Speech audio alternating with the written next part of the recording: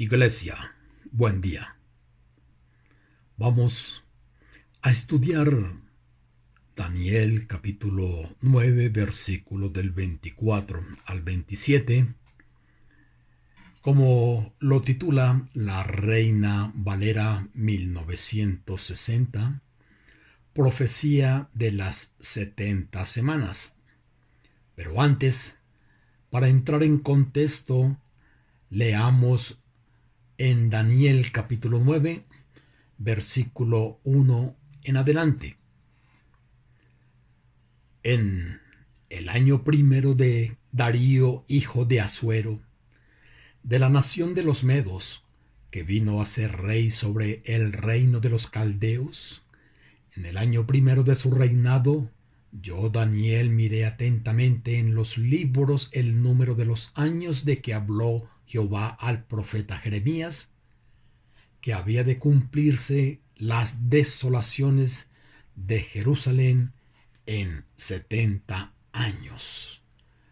Según las cuentas de Daniel, según la profecía de Jeremías, los 70 años estaban por cumplirse.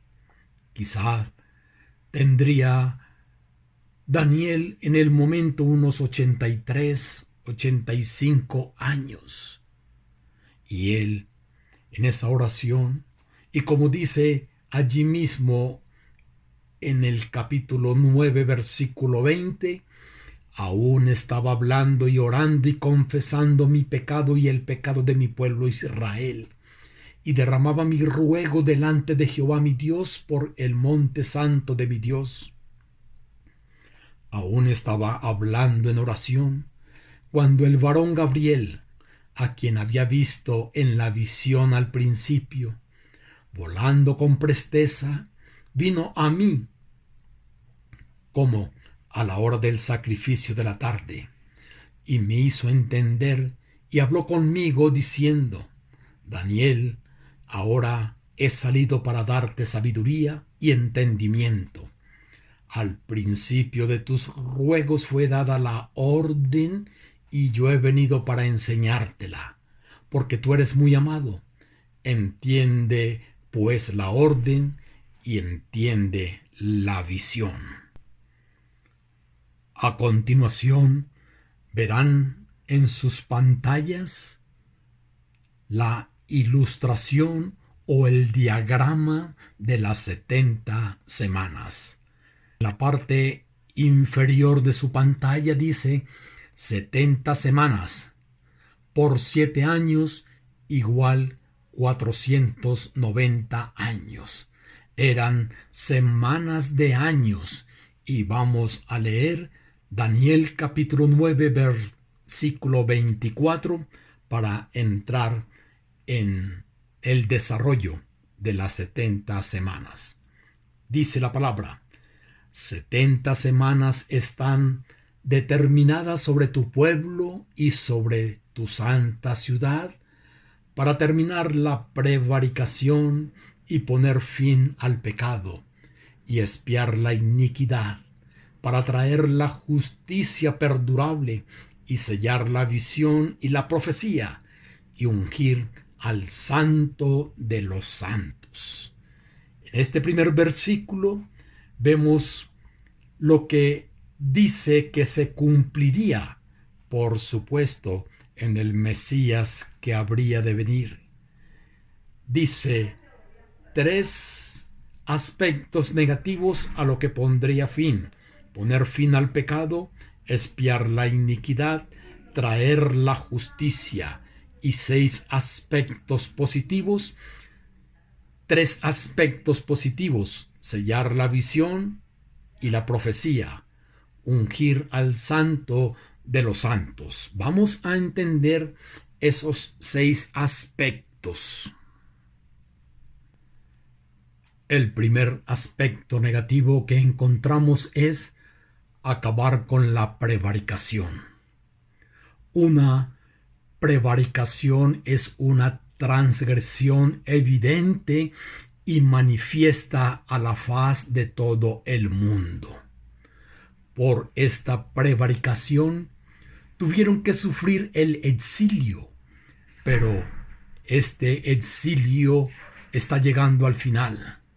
Dios quiere terminar con la prevaricación y con sus resultados. En su oración, Daniel confesó esta prevaricación. Capítulo 9, versículo 12. Ahora se les dice que las consecuencias de estas tocan a su fin. Esta es la voluntad de Dios. Los otros dos aspectos, poner fin al pecado y expiar la iniquidad. Dios odia el pecado. ¿Cómo poner fin a este? La justicia de Dios no puede ser pasada por alto, pero ahora esta justicia se ha puesto de manifiesto sin menoscabo del amor. Ese es el tema que encontramos en Romanos. El lenguaje indica claramente que se requiere un sacrificio expiatorio sobre cuya base podrá ser perdonada la iniquidad, es decir, se pondrá término al pecado.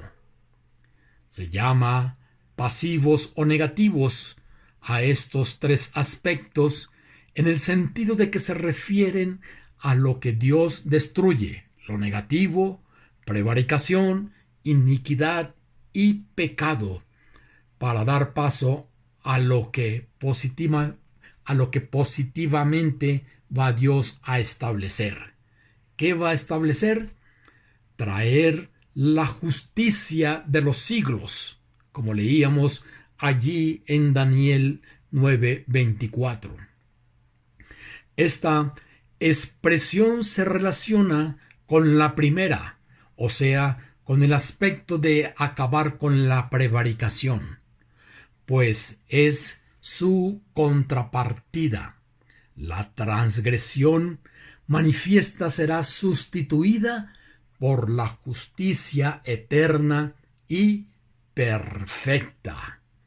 Como nos enseña el Nuevo Testamento, el creyente recibe esta justicia por la fe solamente.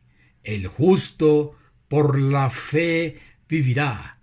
Podemos leer Habacuc capítulo 2, versículo 4. He aquí que aquel cuya alma no es recta se enorgullece, mas el justo por su fe vivirá. Ahora, Romanos capítulo 1, versículo 17. Porque en el Evangelio la justicia de Dios se revela por fe y para fe, como está escrito, mas el justo por la fe vivirá. Gálatas capítulo 3, versículo 11. Y que por la ley ninguno se justifica para con Dios, es evidente, porque el justo por la fe vivirá. Y la ley no es de fe, sino que dice, el que hiciere estas cosas vivirá por ellas. Cristo nos redimió de la maldición de la ley, hecho por nosotros maldición, porque está escrito, maldito todo el que es colgado en un madero. Hemos leído en la divina e inerrante palabra de Dios que el justo por la fe vivirá, no por su propia justicia, sino por la que le es imputada en el Salvador y por el Salvador. Vamos a dar lectura a 2 de Corintios capítulo 5, versículo 21. Al que no conoció pecado, por nosotros lo hizo pecado, para que nosotros fuésemos hechos justicia de Dios en él. El segundo aspecto positivo, según lo que estábamos leyendo en Daniel 9:24, es sellar la visión y la profecía. Toda la institución profética era tipo del gran profeta que había de venir. La visión y profecía corresponde al carácter transitorio de la era antigua, que esperaba su perfecto cumplimiento en la futura. Y de este futuro es de lo que Daniel va a ser informado, pues se le dice aquí justamente que la dispensación del viejo pacto está llegando a su fin. Hebreos capítulo 8, versículo 13. Al decir nuevo pacto, ha dado por viejo al primero, y lo que se da por viejo se envejece, está próximo a desaparecer. Está llegando a su fin el viejo pacto. Esto es lo que significa sellar la visión y la profecía. Terminar una dispensación. Apocalipsis capítulo 22, versículo 10. Y me dijo: no selles las palabras de la profecía de este libro, porque el tiempo está cerca. El otro aspecto positivo que encontramos en Daniel 9:24 es ungir al Santo de los Santos. Parece hacer referencia a la unción del Mesías con el Espíritu Santo. Esto se cumplió al ser bautizado por Juan el Bautista. Mateo capítulo 3, del 13 al 17. Entonces Jesús vino de Galilea a Juan al Jordán para ser bautizado por él. Mas Juan se le oponía diciendo: yo necesito ser bautizado por ti, ¿y tú vienes a mí? Pero Jesús le respondió: deja ahora, porque así conviene que cumplamos toda justicia. Entonces le dejó, y Jesús, después que fue bautizado, subió luego del agua, y aquí los cielos le fueron abiertos, y vio al Espíritu de Dios que descendía como paloma, y venía sobre él.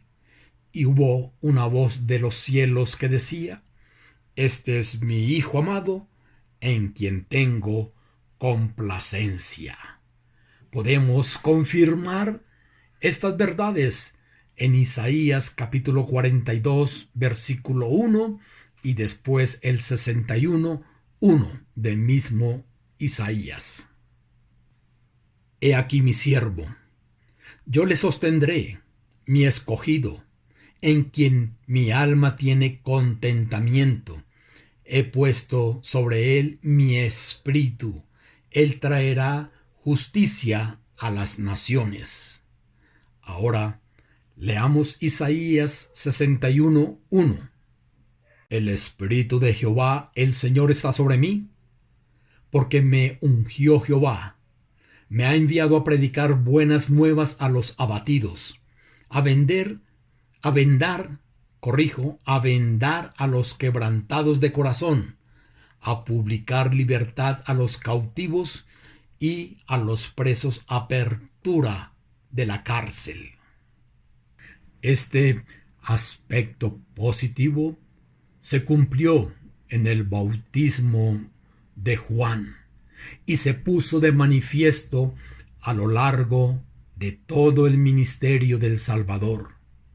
Los 6 objetivos de las 70 semanas son todos mesiánicos y se cumplieron todos ya. Como dice Jung, cuando Cristo ascendió a los cielos, no faltaba ni uno por cumplir. Ninguno de los 6 aspectos. Todos se cumplieron en Jesucristo. todos a la perfección. Acabar con la prevaricación. 1. Acabar con el pecado. 2. Expiar la iniquidad. 3. Traer la justicia de los siglos. 4. Sellar la visión y la profecía. 5. Ungir al santo de los santos. 6. Todos se cumplieron en la persona de Jesucristo, lo cual nos muestra que esta profecía que vamos a seguir compartiendo de Daniel 9, 24 al 27 se cumplió a la perfección en la persona de Cristo, el ungido. Todo se cumplió a la perfección cuando Cristo ascendió a los cielos. No faltó ni uno solo por cumplir. Vamos a prestar atención a la ilustración que tienen en pantalla. Lo primero que vemos allí es una corona. Una corona indicando que había un rey. Hubo un rey cuyo nombre fue Artajerjes, 457 antes de Cristo. ¿Por qué decimos que estas semanas inician con Artajerjes? Vamos a ver argumentos para poder entender. Encontramos 4 decretos para poder concluir ese decreto de Artajerjes como punto de partida. El decreto número 1 de Ciro el Grande fue en el 539 a.C. Encontramos textos relacionados como Segunda de Crónicas, capítulo 36, del 22 al 23, y también Esdras del 1, capítulo 1, del 1 al 4. Versículos que ustedes leerán. Los repito. Segunda de Crónicas 36, del 22 al 23, y Esdras, capítulo 1, versículo del 1 al 4. Bajo Ciro el Grande, Zorobabel conduce el regreso de los judíos. Levantan altar para el holocausto. Levantan cimientos para el templo que había sido destruido por Nabucodonosor en el 600 a.C. Pero los judíos encuentran dificultad por causa de los samaritanos. En esos acontecimientos, Ciro el Grande fallece en el 530 a.C. Ciro el Grande es sucedido por su hijo Cambises, y Cambises es sucedido por Darío I. Y en Darío I tenemos el decreto número 2, Darío I o Darío I. Bajo Darío I, los repatriados continúan la obra reconstructora del templo, guiados por el ministerio de Ageo y Zacarías. Zorobabel otra vez entra en acción. Darío I, en esos entonces, recibe acusación de los samaritanos para que no continuasen con la obra reconstructora. Pero Darío I revisa los anales de la historia y se encuentra con el decreto de Ciro el Grande sobre el aval que él había dado para que los judíos regresaran y reconstruyeran el templo, y respalda a los judíos. Y es en el 519 o 518 antes de Cristo que se confirma el decreto número 2. Otra vez, 519 al 518 antes de Cristo se confirma el decreto número 2. Darío I ordena que apoyen a los judíos. Esdras capítulo 5 y capítulo 6. En el 515 a.C. reconstruyen el templo por segunda vez, aunque no fue terminado ni adornado como debía ser. Ahora vamos al decreto número 3. Artajerjes, en el año del 458 al 457 antes de Cristo. Libros bíblicos relacionados: Esdras, capítulo 7, versículos del 11 al 26. Artajerjes da autoridad a Esdras para reorganizar la comunidad judía. Artajerjes provee los recursos para terminar la reedificación del templo. Inician la reedificación de las murallas. Los samaritanos vuelven a la carga, pero no pueden retener la reedificación del templo, pero sí estorban la reconstrucción del muro. Nehemías capítulo 1, versículo 3. Allí, en el decreto número 4, en el 444 a.C., aparece Nehemías, capítulo 1, versículos del 1 al 11. Aparece Nehemías. Artajerjes envía a Nehemías a Jerusalén.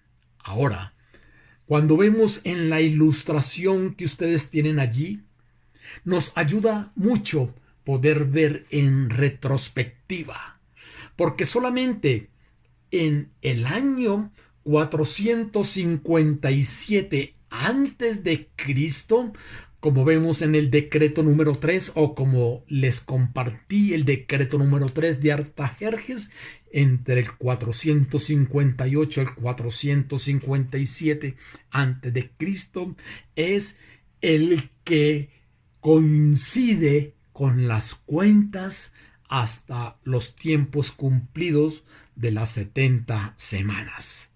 Recordemos que Daniel, en la visión, escuchó a el ángel, a Gabriel, y hubo 3 divisiones. Las primeras 7 semanas, que corresponden a 49 años.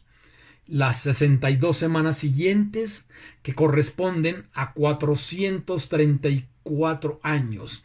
Y la última semana, que corresponde a 7 años. Allí en la ilustración, en la pantalla, vemos que dentro de las 7 semanas aparece en el 408 a.C., donde terminarían esas 7 semanas correspondientes a los 49 años. Y en ese periodo se reconstruyó Jerusalén en tiempos angustiosos. Después entramos a las 62 semanas. 62 semanas, que es un periodo intertestamentario donde Dios guardó silencio. Recordemos, la historia nos habla de un acontecimiento en el 200 antes de Cristo, y podemos hacer uso del historiador Flavio Josefo. Dice así: estando discordes entre sí los príncipes de los judíos en el tiempo que Antíoco, llamado Epifanes, disputaba con Ptolomeo el sexto sobre el imperio de Siria. Era una querella de ambición y de poder, porque ninguno de los grandes personajes quería estar subordinado a sus iguales.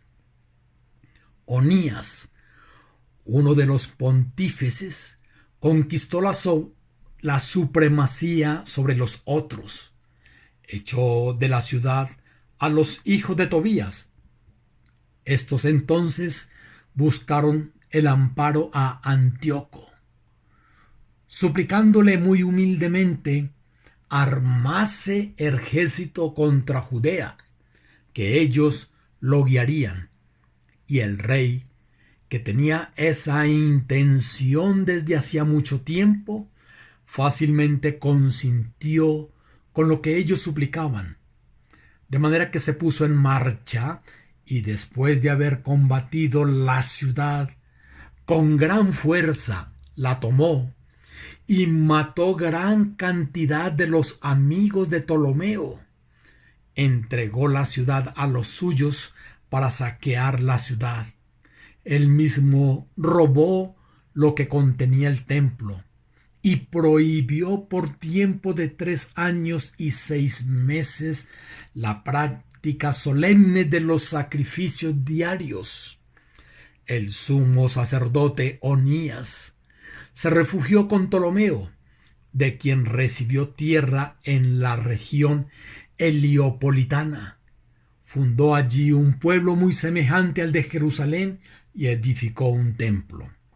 En el momento y lugar oportuno volveremos a hablar de este suceso. Pero no se contentó Antíoco con tomar la ciudad, ni robar y matar a su placer.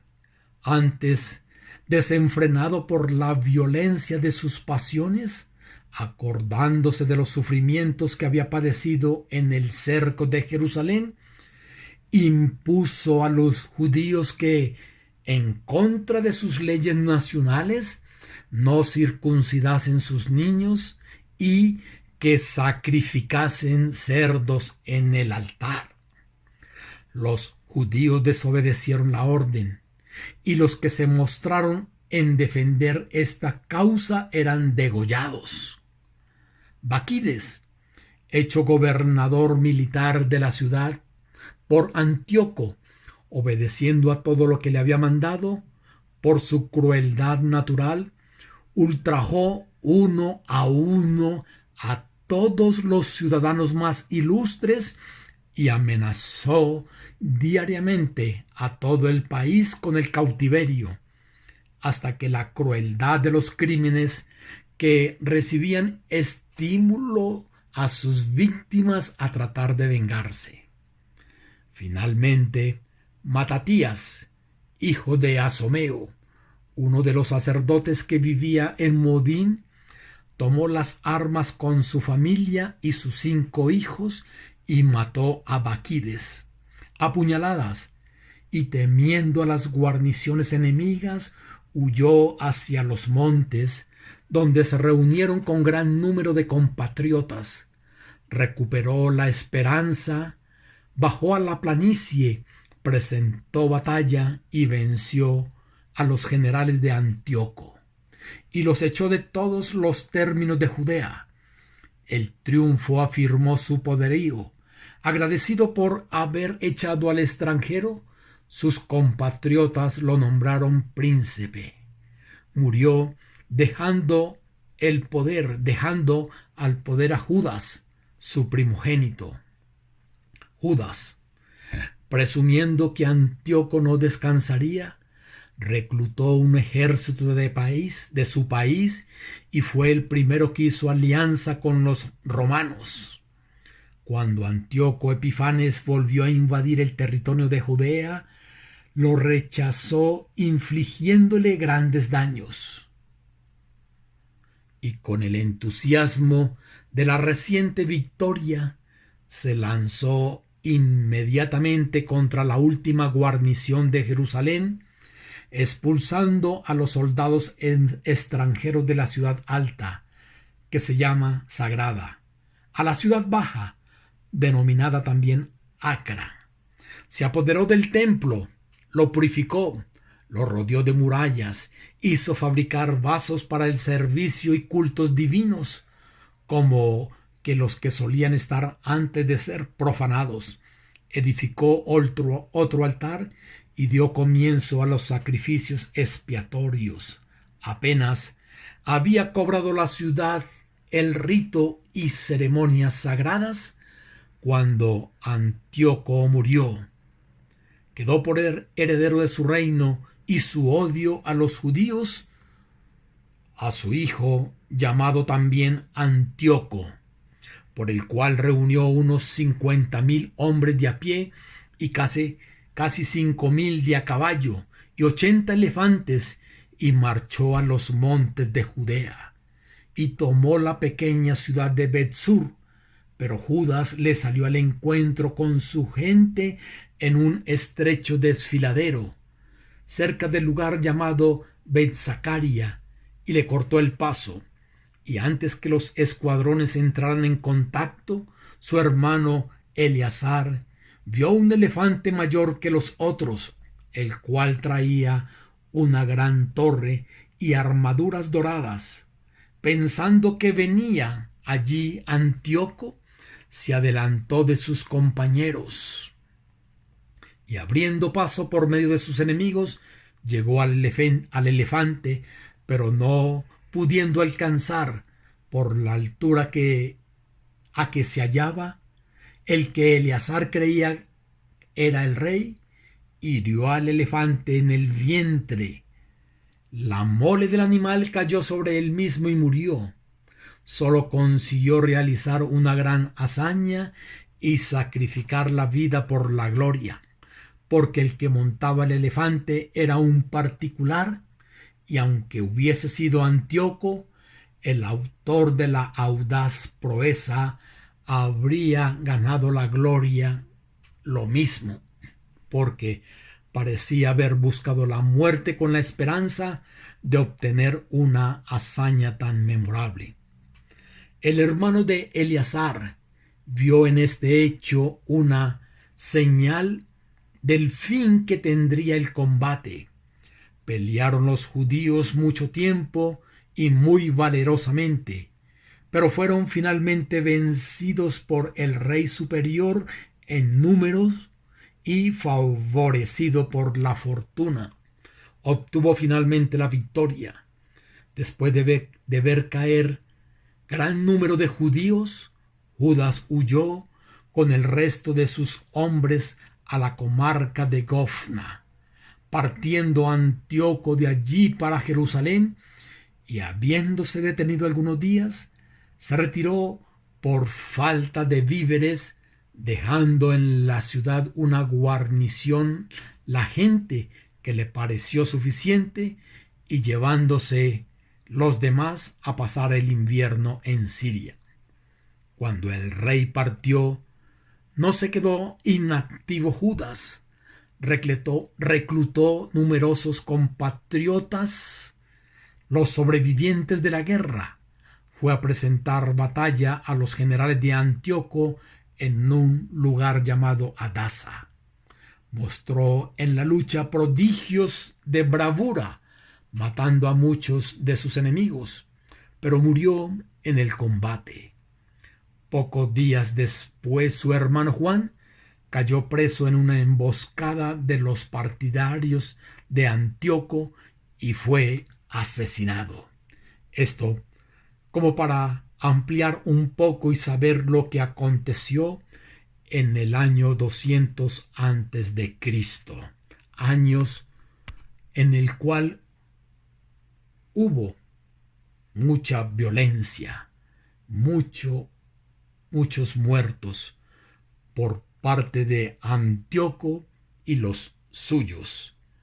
Ahora bien, vamos a dar lectura a Daniel 9, 24 al 27 para continuar con el desarrollo de la enseñanza. 70 semanas están determinadas sobre tu pueblo y sobre tu santa ciudad, para terminar la prevaricación y poner fin al pecado y expiar la iniquidad, para traer la justicia perdurable y sellar la visión y la profecía y ungir al santo de los santos. Sabe pues y entiende que desde la salida de la orden para restaurar y edificar a Jerusalén hasta el Mesías príncipe habrá 7 semanas, y 62 semanas se volverá a edificar la plaza y el muro en tiempos angustiosos. Y después de las 62 semanas se quitará la vida al Mesías, mas no por sí, y el pueblo de un príncipe que ha de venir destruirá la ciudad y el santuario, y su fin será con inundación, y hasta el fin de la guerra durarán las devastaciones. Y por otra semana confirmará el pacto con muchos. A la mitad de la semana hará cesar el sacrificio y la ofrenda. Después, con la muchedumbre de las abominaciones, vendrá el desolador, hasta que venga la consumación, y lo que está determinado se derrame sobre el desolador. Hemos leído que después de las 62 semanas, observen la ilustración en pantalla, después de las 62 semanas se quitará la vida al Mesías, mas no por sí, y el pueblo de un príncipe que ha de venir destruirá la ciudad y el santuario. Vemos que una vez cumplida las 62 semanas más las 7 semanas, estamos hablando de 483 años.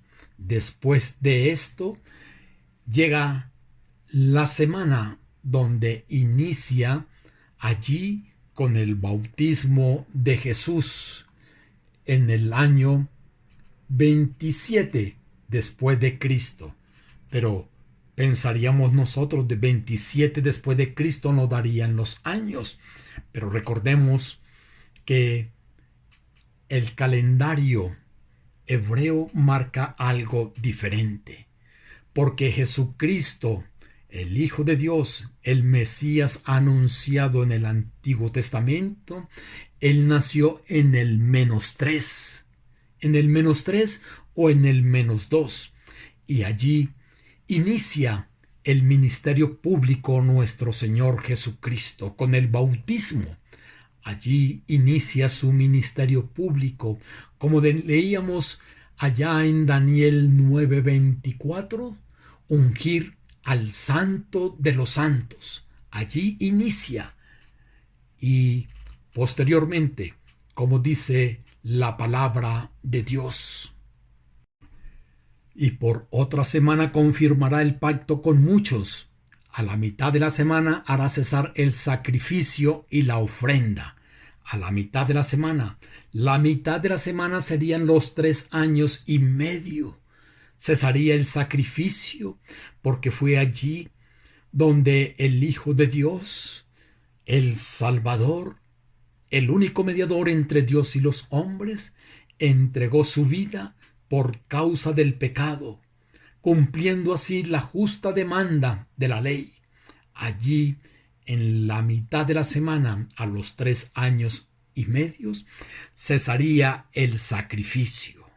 Cesaría el sacrificio, como entendemos nosotros, porque ya no hay necesidad de más sacrificios, porque vino el Cordero de Dios, quien quitó el pecado del mundo, entregó su vida, el justo por los injustos. El Señor entregó su vida y ya no se requiere de más sacrificios. Pero entendemos también lo que dice aquí la palabra de Dios, porque va muy ligada con los acontecimientos del cual nos habla Daniel. Aquí vamos a verlo una vez más. La parte B de Daniel 9:26 dice: y el pueblo de un príncipe que ha de venir destruirá la ciudad y el santuario, y su fin será con inundación, y hasta el fin de la guerra durarán las devastaciones. Y en el versículo 27 también dice: después, con la muchedumbre de las abominaciones vendrá el desolador, hasta que venga la consumación, y lo que está determinado se derrame sobre el desolador. Recordamos las palabras de el Señor Jesucristo allí en Mateo capítulo 24. Mateo 24, versículo 1 dice: cuando Jesús salió del templo y se iba, se acercaron sus discípulos para mostrarle los edificios del templo. Respondiendo él les dijo: ¿Veis todo esto?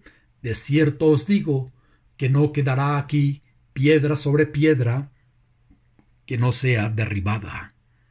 Claro, allí en el año 70 después de Cristo viene el cumplimiento, cuando el general Tito con su tropa viene y asola Jerusalén. Se toma a Jerusalén, destruye el templo y cesó el sacrificio para el pueblo hebreo, porque ellos aún continuaban en los sacrificios. Pero vemos que el verdadero cumplimiento está con la vida entregada en la cruz del Mesías. Pero para los judíos, ellos continuaban con los sacrificios, pero el juicio de Dios recayó sobre su pueblo y fue destruido Jerusalén, el templo tal cual lo había predicho, y para ellos cesaron los sacrificios. Es así como en el año 70 después de Cristo se produce la abominación desoladora. 200 años antes de Cristo hubo abominación desoladora bajo Antíoco Epifanes, y 70 años después de Cristo bajo el general Tito. Vemos cómo la palabra se cumple a la perfección. Cuando en Mateo 24 decía el Señor a sus discípulos que debían tener cuidado porque aún no era el fin, porque serían entregados a tribulación, y pasaron tribulación y siguen pasando tribulaciones, que vendrían muchos falsos profetas y sigue aconteciendo. Pero también aconteció sobre esa abominación en el 70 después de Cristo, porque el general Tito irrumpió en Jerusalén, hizo estragos, entraron con sus militares, con sus banderas, con sus dioses, y por eso para ellos aconteció las palabras que le decía el Señor previas antes de que acontecieran estos hechos. Le decía a sus discípulos que los que estuvieran en Judea huyeran a los montes, los que estuvieran en la azotea no descendieran, los que estuvieran en el campo no regresaran, y ay de las que estuviesen encinta y las que críen hijos en esos días. También les dijo: orad que vuestra huida no sea en invierno, porque vendría gran tribulación, tribulación que sigue aconteciendo. Todos estos hechos acontecieron en el 70 después de Cristo. Pero estas palabras previas de Jesús se los dijo a sus discípulos antes de que ocurriese, por supuesto. Hoy nosotros miramos en retrospectiva estos hechos que acontecieron, y los discípulos, para ellos era un futuro, y aconteció 70 años después de Cristo. La palabra es veraz, ella se cumple en perfección. Amados en Cristo, oremos para que cuando el Señor venga por segunda vez, nos encuentre velando, perseverando y predicando su palabra, viviendo el Evangelio. Dios, quien es fiel, les continuará bendiciendo.